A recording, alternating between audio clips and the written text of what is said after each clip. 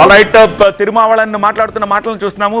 ప్రభుత్వం ఏర్పడడం కోసము వామపక్షాలతో కలిపి అన్కండిషనల్గా మేము సపోర్ట్ చేస్తున్నామని చెప్పారు.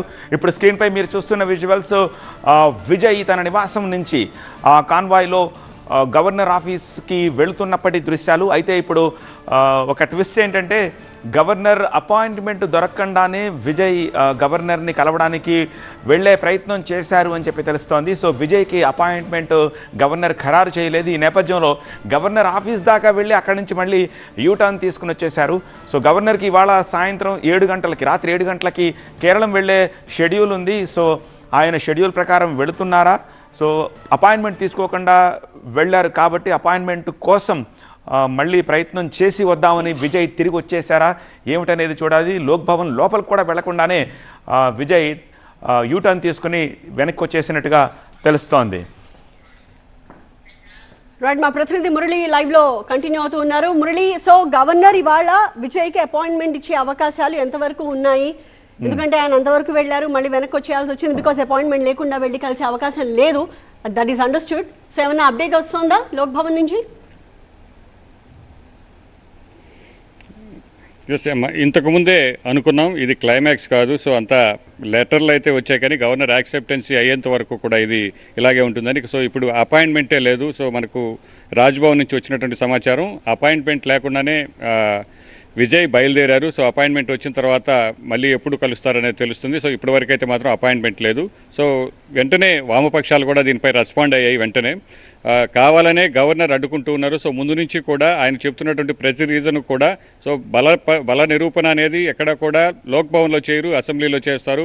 సో మేము అదే ముందు నుంచి చెబుతున్నాం. ఇప్పుడు మొత్తం గవర్నర్ చెప్పిన విధంగా మ్యాజిక్ ఫిగర్ వచ్చిన తర్వాత కూడా సో మీడియా ద్వారా ఎలాగో ఇన్ఫర్మేషన్ ఉంటుంది, ఏ పార్టీలు మొత్తం మద్దతు పలికాయి, సంఖ్యాబలం కూడా 120కి చేరింది.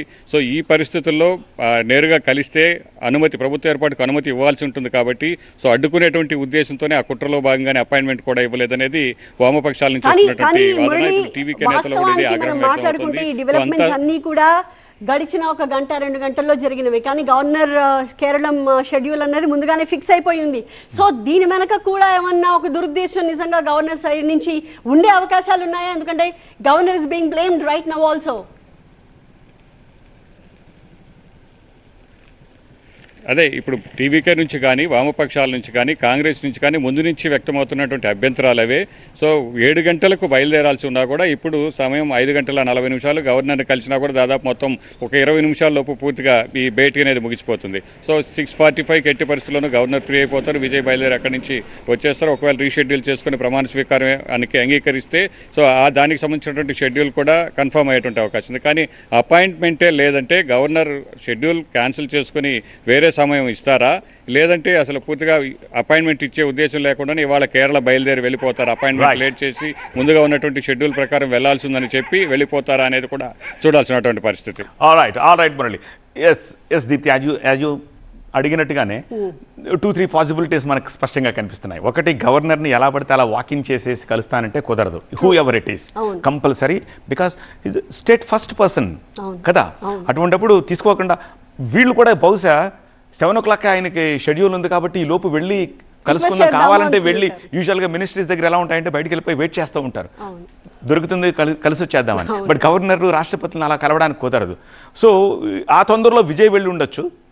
సో అపాయింట్మెంట్ తీసుకోకుండా ఎందుకు వచ్చారు అని చెప్పి గవర్నర్ ఆఫీస్ చెప్పి ఉండొచ్చు. మేబీ గవర్నర్ ఆల్రెడీ ఒకసారి షెడ్యూల్ చేసుకున్నారు డే బిఫోర్ ఎస్టర్డే. ఇప్పుడు కూడా కావాలంటే చేసుకోగలరా, ఆయన చేతుల్లో పనే.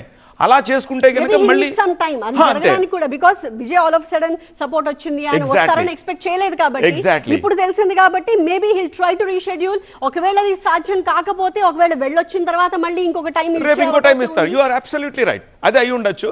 బట్ వీళ్ళ ఉత్సాహం ఆబ్వియస్గా ఉంటుంది. 4 రోజులు నిద్రపోలేదు, ఎట్లా మొత్తానికి తెగింది. సో ఆ ఉత్సాహం, ఆ ఎక్సైట్మెంట్, తొందర, దాంతో వెళ్ళి ఉండొచ్చు. పొలిటికల్ ఆరోపణలు ఎప్పుడు ఉంటాయి, that's okay, that's a part. So ఇప్పుడు వాట్ నెక్స్ట్, ఏం జరగబోతుంది?